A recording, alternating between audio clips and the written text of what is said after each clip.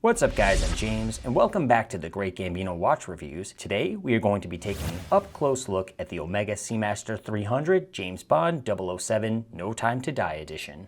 Real quick, I would like to give a special thank you to Feldmar Watch Company here in Los Angeles for letting me come in and check out this piece. No matter what type of timepiece you are looking for, Feldmar carries many high-end luxury brands that will be able to suit your needs. If you are interested in this piece or any of the Feldmar watches I've reviewed, I will have a link down below in the description.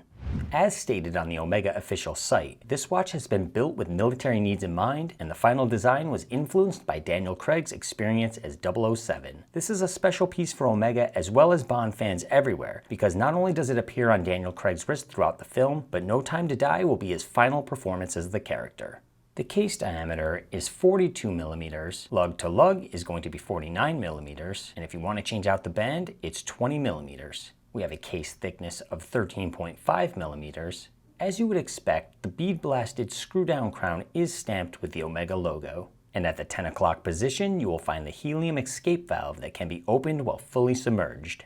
With the bezel, we have the same scalloped edging as the other modern Seamaster 300 we have looked at here on the channel, but for this edition, the bezel insert is completely different. Sticking with a vintage theme, it is made of aluminum and appears to be a dark brown, almost black color. This looks very nice in combination with the simulated patina that has been applied to the hour counter information. One other thing that sets this bezel aside from the standard 300s is that the numerals and markings are all loomed, but we will take a look at that later. Operating the bezel creates a clean click locking into each position, and of course everything matches up perfect with no backplay. Let's see and hear what that sounds like.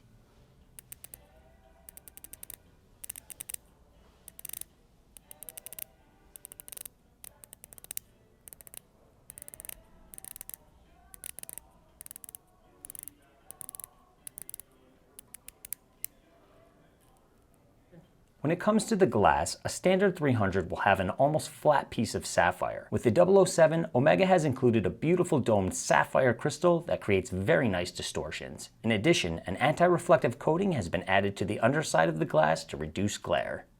Getting close in on the black dial, you can see a mild grain texture that'll give you a little something extra to admire while on the wrist. The hour and minute hands are made of titanium with brushed tops, matching the rest of the watch, while the second hand is black with the traditional red tip. We have maxi applied indices just like the standard 300, but this time there's an additional marking at the 6 where they've removed the date window. One other difference is that the indices have been coated with the same simulated patina color used on the bezel numerals. Above the 6 o'clock, you will notice a broad arrow which is used by the British to mark government property. Obviously, this watch is not considered government property. I forgot to film the reverse side, but if you flip this watch over, you will see the same marking at the top with some numeral information at the bottom, some of which is based on the James Bond franchise. In the center, we see water resistance text information, as well as notification that this piece is a master chronometer certified with the Omega's in-house caliber 8806. This 35 joule movement is resistant to magnetic fields reaching 15,000 Gauss. It has automatic and manual winding capabilities. It's hackable and has a power reserve of 55 hours.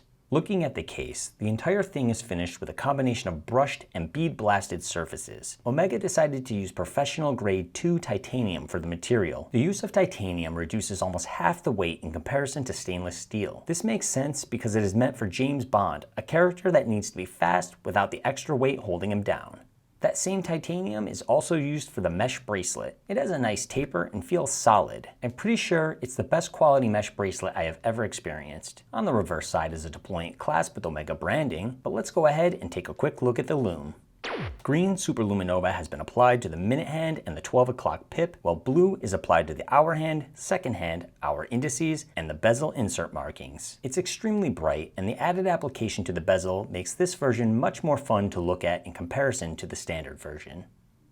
And here's a shot on my 6.75 inch wrist. This is a larger size watch for me, but I think it still works rather well. With only a 49mm lug to lug, there is no hangover, and the slim tapered bracelet adds elegance. Because I wear a standard Seamaster 300 almost every day, which has very similar dimensions and a thicker case, this one feels like a comfortable size in my opinion.